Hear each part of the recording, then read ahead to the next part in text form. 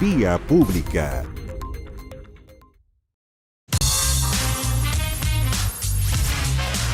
Vía Pública. ¿Cómo están ustedes? Muy buenas noches. Bienvenidos a Vía Pública. El tercer juzgado de garantía de Santiago dictó arresto domiciliario total a los dos detenidos por porte ilegal de armas y disparo en la vía pública durante los incidentes en el barrio Meix el domingo recién pasado.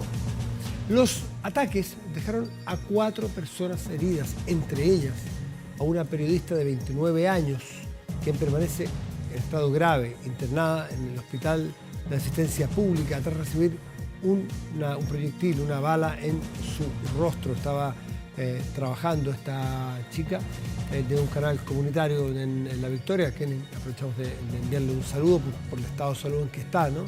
Bueno, ante estos hechos, el gobierno presentará una querella contra quienes resulten responsables de los incidentes. El presidente de la República, Gabriel Boric, se refirió al tema y afirmó que no se puede naturalizar el uso de armas, por lo que se intensificará el control por parte de las policías. Además, se fortalecerá el control en barrios comerciales como Meix, en Estación Central y Santiago, en la frontera de las dos comunas.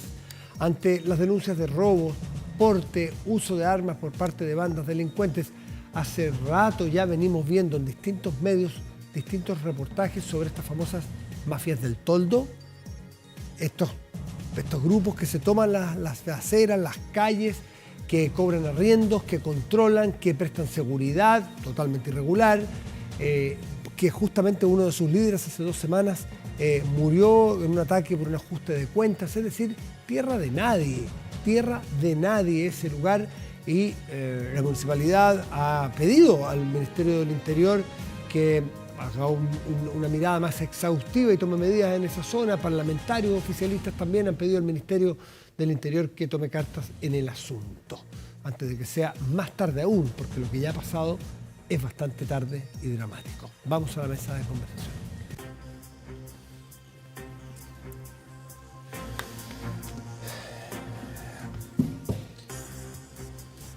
Bueno, uno de los temas que se ha instalado, también se conversó aquí anoche con el presidente Boric, es lo que pasaría en un escenario de que ganara el rechazo en el 4 de septiembre. Sabemos que tenemos que es un plebiscito de salida, lo que nos van a proponer los convencionales, y que se establecen 2 opciones: aprobar lo que nos propongan o rechazar lo que nos propongan. Y tiene la característica que es voto obligatorio, a diferencia del plebiscito de entrada. Las encuestas, que son fotos, pueden cambiar, indican que la opción rechazo está por sobre la opción apruebo, no sé si en todas exactamente, pero en la mayoría de las encuestas conocidas, y ya hace 4 semanas aproximadamente. Entonces, es un escenario plausible, es un escenario del cual hay que hacerse cargo, porque no está claro qué pasaría si sucede eso. ¿Qué ocurre políticamente? Se lo preguntamos al presidente de la UDI, Javier Macaya. Senador Macaya, buenas noches, gracias por recibirnos. ¿Cómo está? Hola, buenas noches, Matías. Gusto saludar.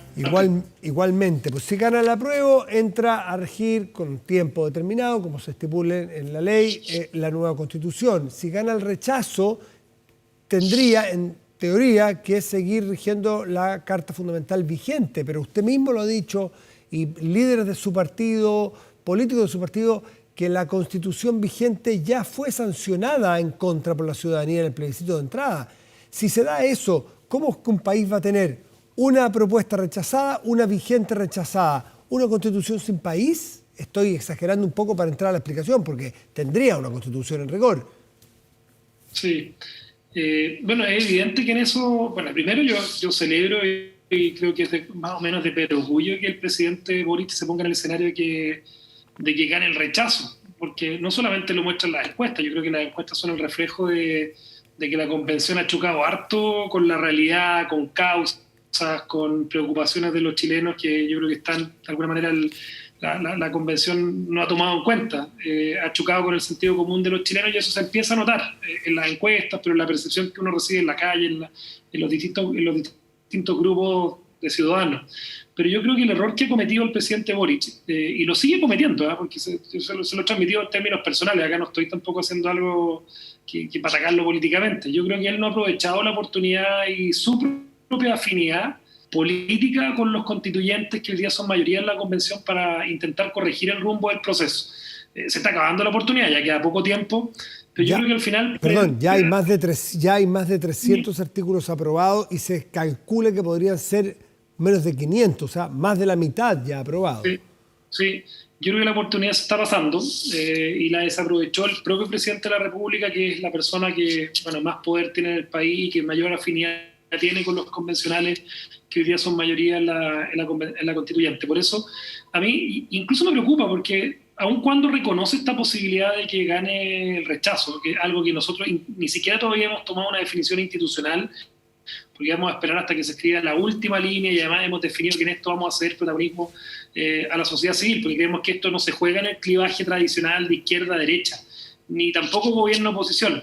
Pero a mí me preocupa que el presidente Boric dice, que de todas formas él va a aprobar. Él prefirió aprobar cualquier texto a la posibilidad que tuvo, que ya tiene menos, pero que ha tenido todo este tiempo, de influir en el proceso, de influir para corregir un proceso que se convirtiera en un proceso mayoritario de todos los chilenos. Y en el fondo, al final es como aprobar por aprobar. Yo creo que no se trata de aprobar por aprobar, se trata de tener una buena constitución.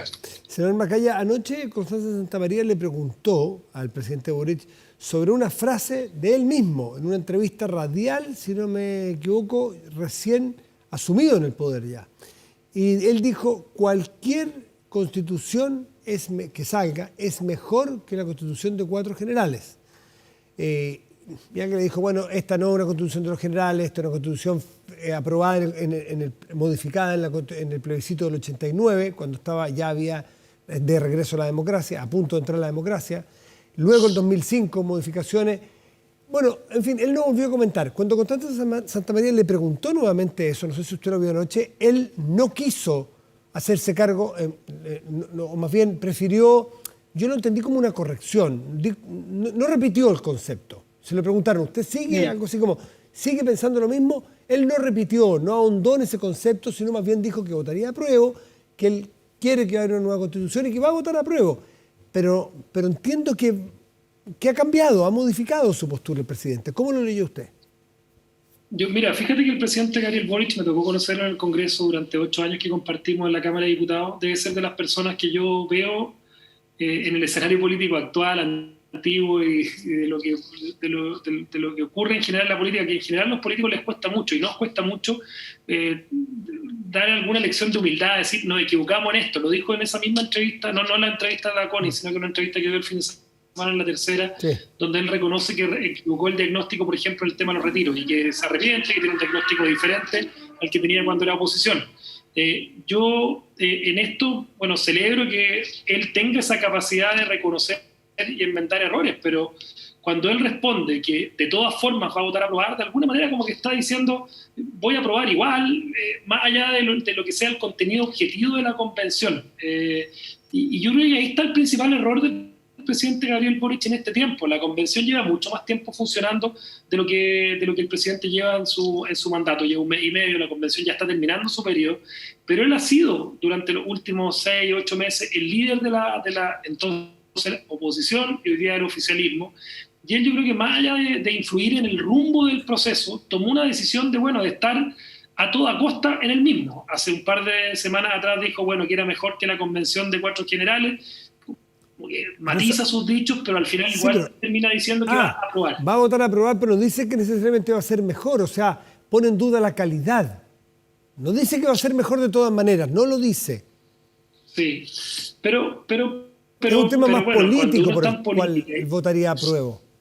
Sí, pero es complejo. No, yo no hago un juicio, yo estoy tratando de narrar cosas que uno ve y preguntándoselas. Yo no me corresponde a mí si es bueno, malo, complejo o simple.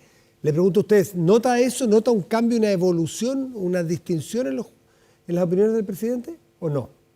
Puede ser y sería algo que yo podría celebrar. Si lo que a mí me interesa es que el presidente Gabriel Boric tenga la capacidad de entender de que acá lo que nos jugamos no es el éxito o fracaso de su mandato como presidente de la República, porque la Constitución va a ser mucho más allá del periodo presidencial del presidente Boric. Es decir, el proceso constituyente, independiente independiente que termine en un fracaso a propósito del plebiscito de salida, el proceso constituyente, la constitución, que sí tenemos que tener una nueva constitución, va a regir por los próximos 50 años en Chile.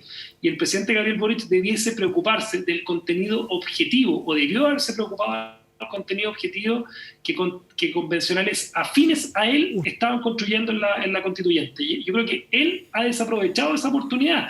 Hace un mes atrás, tú bien dices, decía, bueno, prefiero cualquier resultado, pero hoy día pareciera que también prefiere cualquier resultado cuando dice que de todas formas va a votar a prueba. Esa es mi crítica a la falta de actitud del presidente Boric en este proceso. Cuando usted habla con él personalmente, que entiendo que tiene una muy fluida conversación, no sé si todos los días, pero muy fluida, y usted le plantea estos temas, ¿qué le dice el presidente? Que tiene preocupación, que la comparte, que efectivamente, bueno, obviamente acá yo creo que hay un tema que es de harto simbolismo, Matías, y de profundas raíces culturales de personas que han estado involucrados en el proceso constituyente chileno durante los últimos años, que es el caso del presidente Gabriel Boric. Y yo en ese sentido respeto esa convicción. Yo fui parte de las personas que estuvo en el plebiscito de entrada por el rechazo, pero soy súper respetuoso de la democracia y siento, y es la razón por la que nosotros hemos dado por muerta la constitución vigente, y entendemos que tenemos que tener una nueva constitución. ¿Qué camino hay, senador Macaya? ¿Qué camino hay si es que gana el rechazo? Algunos dicen otra papeleta, no una tercera opción en la misma papeleta, sino que otra papeleta que se activaría con soluciones o vías de solución si es que ganara el rechazo. ¿Ustedes están por esa? ¿Se está negociando eso ya? ¿De alguna manera se está conversando en el Congreso?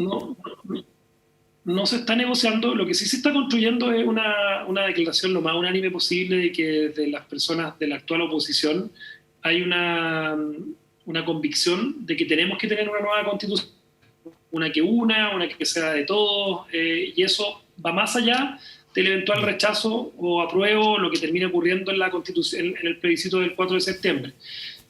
Acá hay distintas opciones que se han planteado, que se escuchan los expertos, que se armen comisiones, que quizás ha sido la gran falencia del proceso constituyente, donde se ha desoído la voz de constitucionalistas, de personas que tienen cercanía a procesos constituyentes comparados. Otras personas han dicho que puede ser una nueva convención. Eso es algo que yo guardo cierta distancia con aquello, fundamentalmente por lo que ha sido la experiencia del actual proceso constituyente. Otros dicen que tiene que ser el Congreso, tomando por ejemplo de base el proyecto de la presidenta Bachelet. Yo creo que son todas opciones válidas y que tienen que analizarse a la luz de los resultados del plebiscito del 4 de septiembre y con posterioridad, pero con dos convicciones fundamentales que yo creo que son importantes. La primera es que la Constitución actual está superada, y la segunda, que sea cual sea el camino que se tome, ese camino tiene que ser plebiscitado en su salida.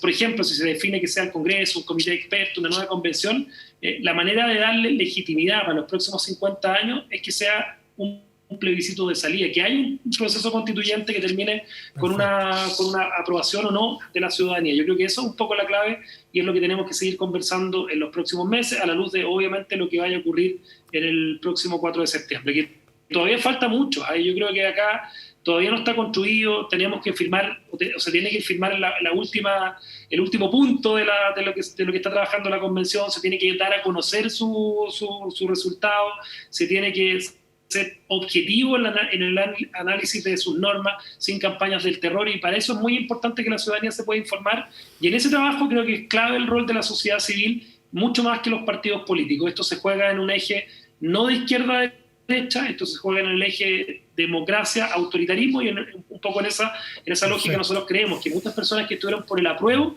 que ideológicamente a lo mejor son de izquierda, pueden perfectamente estar por un proceso constituyente, por una nueva constitución, pero no por cualquier constitución.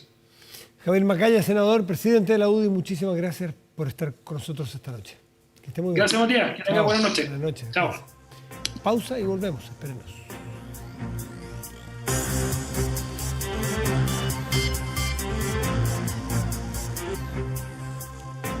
Chile es más que una ciudad y estar donde quieras es posible. Hoy los horizontes se expanden para todos y nuestra red no para de crecer. Ahora también en 5G para darte más y una mejor conexión. WOM, nadie te da más.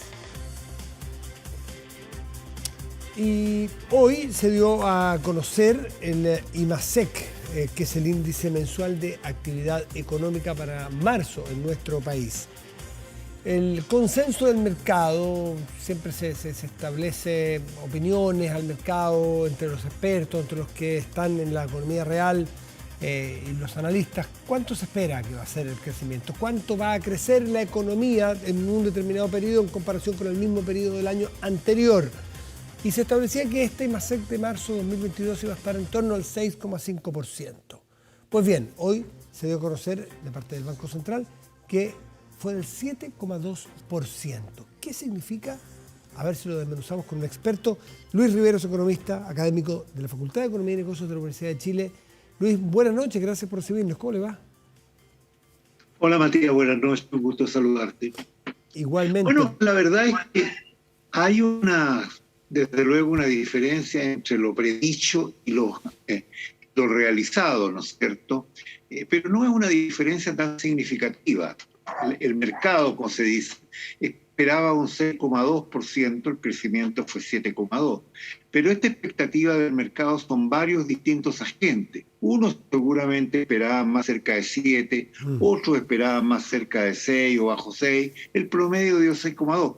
No es una diferencia muy significativa, pero de todas maneras es estimulante, por cierto. Estimulante que la equivocación... Sí, estimulante que la diferencia no sea hacia abajo. El nivel. Es estimulante el nivel, claro, y desde luego que nos hayamos equivocado hacia abajo. Claro. Y que se haya producido una cosa más yo diría, más positiva desde el punto de vista, ¿no es cierto?, de las difíciles condiciones económicas en que estamos, no solo nosotros, el mundo en general. Yo creo de que hay que prestar atención también a la composición que tiene esta expansión. Fíjate que el crecimiento que experimentó la producción de bienes y la producción minera, que es la producción real, la producción de cosas, pues fue solamente, digamos, de menos 2 y menos 4%. Una cosa bastante preocupante desde el punto de vista de cómo viene la mano, vamos a decir. Claro, porque son los y desde servicios, luego la fuerza. Son los servicios. La fuerza estuvo en los servicios y el comercio. Son los que tienen el carro. ¿No es cierto?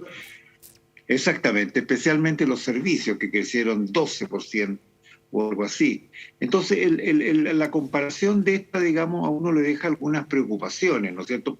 Porque todos esperamos que este año el crecimiento sea bastante menor que el del año anterior. Claro, el del año anterior fue un año de recuperación, crecimos más de 12%, considerando, por supuesto, que el año 2020 el producto había caído, digamos, algo así como 6-7%. Pero el crecimiento neto, ¿no es cierto?, fue de un 6% el año pasado. Y ahora este año estamos esperando un crecimiento que probablemente no va a estar más allá del 2,5%. ¿No? Y esto por una serie de condiciones, no solamente de nuestra economía, sino que de la economía mundial, ¿no? Todos sabemos, China, por ejemplo. Incluso menos, Incluso menos. El FMI hace unos pocos días proyectaba que puede estar en 1,5% de crecimiento de nuestra economía del año. Exactamente. Pero yo diría de nuevo que el promedio de los analistas, ¿no es cierto? Esto incluye el Fondo Monetario, ciertamente, el Banco Mundial, el Banco Interamericano de Desarrollo, y una cantidad de analistas y predictores locales andan en el 2,5%. Entonces es preocupante, porque eso significa que el crecimiento per cápita este año va a ser bien chiquitito, digamos, y de repente va a crecer 0, ¿no?, el ingreso promedio por habitante. Y como digo, esto está causado por una serie de cosas, ¿no es cierto?, que tienen que ver primero con expectativas, porque lo que va a caer fuerte este año es la inversión, y el próximo también. La inversión, todas las proyecciones dicen va para abajo. Eso es bastante malo porque significa también menos empleo y menos producción, ¿no es cierto?, producción de cosas, ¿no es cierto?, tangibles que se pueden vender y exportar. Pero además están las fuerzas del mercado internacional. China no está comprando cobre, digamos, vamos a ponerlo en términos bien simples, que es nuestro principal cliente. Y por cierto, el comercio internacional está un poquito detenido por la congestión del transporte, por lo tanto, eso nos trae o nos permite tener menos materia prima, menos insumos, ¿no es cierto?, para poder producir. Y en consecuencia eso también está de alguna manera conteniendo la producción. Así que este año va a ser un año difícil y el próximo tampoco va a ser fácil. Eso además de los problemas domésticos, ¿no es cierto?, que son, digamos, de naturaleza interna. Luis, me gustaría, aprovechando su condición de economista y de profesor, que me explicara, y nos explicara, cuáles son las implicancias, qué hay, cómo tenemos que leer que sean los servicios y que sea el comercio los que permiten tener un IMASEC de 7,2%, porque, a su vez, tenemos que la producción de bienes está en el 4%, cayéndose el 4%. Son distintos tipos de enviones, de empujes que tiene una economía. ¿Qué significa que estos empujes son los que están permitiéndonos y no otros? ¿Cómo podemos proyectar eso? Bueno, yo me sentiría mucho más contento si esto fuese al revés, ¿no es cierto? Claro, que el crecimiento de la producción de bienes y minería fuera positivo altamente, ¿no es cierto? Y el comercio, ¿no es cierto? Y los servicios crecieran poquito. Porque el comercio y los servicios dependen, por supuesto, mucho de los flujos de ingresos, ¿no es cierto? Y también del flujo del crédito, ojo. Yeah. Y por lo tanto, ¿no es cierto?, eso hace, en el mes de febrero, por ejemplo, una de las cosas que experimentó un mayor crecimiento, ¿no es cierto?, en el IMASEC fue la venta de automóviles. Y eso normalmente es crédito. Y por lo tanto uno dice, bueno, esta economía está creciendo, pero ¿cuán sostenible es eso en la medida que la expansión, ¿no es cierto?, está produciéndose por estas cosas que tienen que ver fundamentalmente con temas financieros, ¿no? Ya. Lo cual lleva obviamente a las consecuencias que todos conocemos, ¿no es cierto?, si somos capaces de enfrentar las situaciones de crédito, digamos, de las que nos hacemos responsables. Esa es la preocupación que queda, a mí me queda esta preocupación, porque... Claro, aquí estamos experimentando también los rezagos, ¿no es cierto?, del gasto que se efectuó, ¿no es cierto?, que todavía está por ahí en algunas cuentas, los IFE, los bonos, estas cosas, que hoy día ya están, digamos, manifestándose en el mercado y sostienen un crecimiento en materia de servicios y sobre todo de comercio, que puede ser muy alto, pero tampoco eso es muy sostenible, ¿no? Porque cuando es sostenible es porque hay empleo, hay ingreso, naturalmente, y eso porque hay inversión, y estas son las variables que hoy día están manifestando un poquito más los efectos, ¿no es cierto?, del rezago económico. Luis, ¿por qué usted ve que la inversión, que debería ser la locomotora, ¿no es cierto?, en cualquier economía, para que produzca a su vez trabajo, que produzca posibilidades sustentables de aumentar en el consumo, que aumenten los servicios, en fin, ¿por qué la inversión en su juicio no está logrando partir, echar a andar los motores con fuerza? Este año la inversión se estima va a crecer en 1,8%, 2%, en circunstancias de que en años previos la inversión crecía arriba de 10%.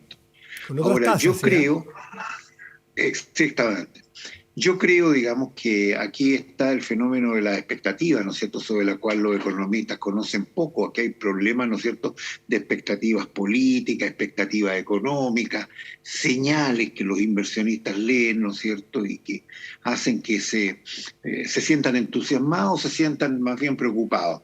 Yo creo que la tendencia es a preocuparse por todas las noticias, que a veces no son transmitidas de manera muy, yo diría, fácil de leer, ¿no? ¿Cómo lo que por está ejemplo? Saliendo de la Convención Constitucional, por ejemplo, ¿no es cierto?, sale como chispazos de cosas que se dicen, se hacen o se escriben, pero eso crea una gran preocupación cuando, por ejemplo, no se va a proteger, dicen, la propiedad industrial, ¿no? Pero sí, ¿no es cierto?, la propiedad intelectual. Entonces uno dice qué cosa más rara. Eso es una mala señal, cuando también se amenaza de alguna manera la inversión, sobre todo la inversión extranjera, que le hace un gran daño a la economía, eso, ¿no es cierto?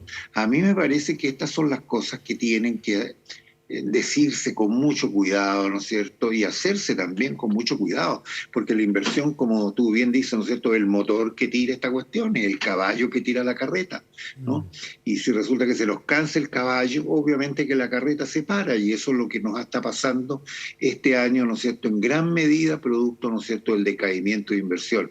Y en mi opinión eso es fundamentalmente un tema de expectativa. Aparte de la expectativa, Luis, también el mercado mundial de las tasas de interés también viene al alza. Pasamos mucho tiempo con tasas de interés incluso negativas en algunas partes del mundo, pero tendiendo a cero. Entonces, claro, había mucho más flujos de crédito y posibilidades para invertir. ¿Cuánto influye el encarecimiento de las tasas de interés en nuestro país por lo pronto, pero en el mundo en general, para que la inversión fluya? ¿Juega algún papel aparte de los políticos? Sí, desde luego juega un papel muy importante, ¿no es cierto? De alguna manera las tasas de interés son el costo, el precio de la inversión. Y las tasas de interés están subiendo, empujadas por las acciones de los bancos centrales en muchas partes del mundo, para poder de alguna manera reprimir la inflación, que en todas partes está, ¿no es cierto?, elevándose, y eso a su vez causa problemas de expectativa. La economía es una especie de círculo, ¿no?, que las cosas van autoexplicándose unas variables sobre otras, ¿no? Infinitos vasos comunicantes. Claro, aquí son todos vasos comunicantes, y por eso mirar un poquito, ¿no es cierto?, una de las probetas, vamos a decir, ¿no es cierto?, a ver qué es lo que está pasando ahí, no sirve para nada si uno no mira lo que está pasando en las otras probetas que van a traer, ¿no es cierto?, a esta algunos de los elementos principales que finalmente van a producir los resultados. Yo creo que la inflación es uno de los fenómenos centrales hoy día. Hasta el Fondo Monetario Internacional ha recomendado algunas políticas, algunos países están reduciendo impuestos para combatir la inflación, lo cual no es, en mi opinión, una mala idea, ¿no es cierto?, reducir IVA con el objeto de que eso se traslade a menores precios. A mí me parece, digamos, de que sea un camino, ¿no es cierto?, que posiblemente debiéramos discutir, ¿no es cierto?, transitoriamente, aunque en este país los movimientos del IVA nunca son transitorios, siempre se ha aumentado transitoriamente o se ha bajado transitoriamente y quedamos ahí mismo, ¿no? Pero yo creo que algo hay que hacer ahí, porque la inflación trae por consecuencia un aumento en las tasas de interés, y el aumento en las tasas de interés se suma al problema de las expectativas negativas, vamos a decir, para reprimir la inversión, y con eso hay menos crecimiento, menos empleo y todo lo demás que esperamos que sea bueno para una economía que esté expandiéndose. Luis Riveros, académico de la Facultad de Economía de la Universidad Central. Yo me confundí porque es ex-rector de la Universidad de Chile. Sí, señor. Que le vaya muy bien, buenas noches y gracias por atendernos esta noche. Buenas noches, Matías, un gusto de saludarte. Muchas gracias a los televidentes. Hasta luego. Pausa y volvemos, espérenos.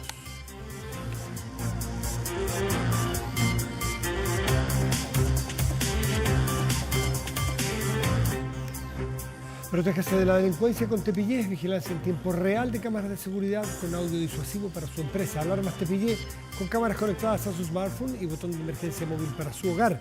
No sea usted la próxima víctima y contrátelos en tepillé.cl. Vamos a la pantalla grande de nuestro estudio y revisamos contenidos de nuestro portal de noticias, que destaca en este momento el siguiente tema. ¡Pum! Ya. Ahora. En cualquier momento. Vamos al tiempo mejor. Me equivoqué. Tocaba el tiempo. ¿Cómo está la temperatura en Santiago en este momento?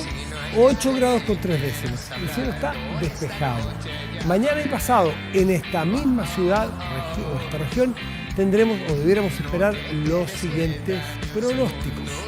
Para mañana. Ahora sí. Mira, ahí está, ¿ves? Despejado ambos días, martes y miércoles. No, aquí estamos con viernes. Estamos con televisión en vivo. Estamos con un problema. Yo supongo que ese viernes y sábado. Para mañana despejado, 26 grados y 24 para pasado mañana. Y vamos a revisar esto, sí, Iquique y Porvenir, que es lo que tenemos pronosticado mostrarlo. Esto sí está bien nublado. Para mañana con 17 grados de máxima probable, y estará nublado también en Porvenir. Claro que uno queda en la región de Tarapacá en el norte, el otro queda en la región de Magallanes en el sur. 8 grados, nublado, pero 8 grados en el sur de nuestro país como máxima probable. Ahora sí, vamos a nuestro portal 24horas.cl y revisamos. Atención. Aguas Andina anuncia corte de agua que afectará a comunas de la región metropolitana para miércoles 4 de mayo. Se extenderá por cerca de 15 horas. Tome atención, tome nota para tomar medidas. En 24horas.cl lo podremos ver. Y se acabaron las especulaciones. Los Bunkers anunciaron su regreso a los escenarios. Se trata de un sorpresivo y esperado retorno de la banda chilena. Claro, volverá a reunir el exitoso quinteto tras su separación ya. Fíjense que son 8 años, del 2014. De esta forma, el 11 de marzo del 2023, los fans, los seguidores de esta agrupación podrán verlos y podrán corear sus éxitos de los Bunkers, como Bailando Solo, Llueve sobre la ciudad, uno de los himnos llamado Ven Aquí, que escuchamos de fondo. ¿Dónde será? ¿Cuándo podrán comprar sus entradas? Bueno, el encuentro se llevará a cabo en el Santa Laura, en la Unión Española, y las entradas para ver el concierto llamado Ven Aquí tendrá un valor de los 24.900 pesos y la venta comenzará el jueves 5 de mayo. Ojo, será en marzo, pero ya la venta a las 12 p.m. a través de Punto Ticket. Con los Bunkers despedimos Vía Pública de hoy. Muy buenas noches y gracias por venir.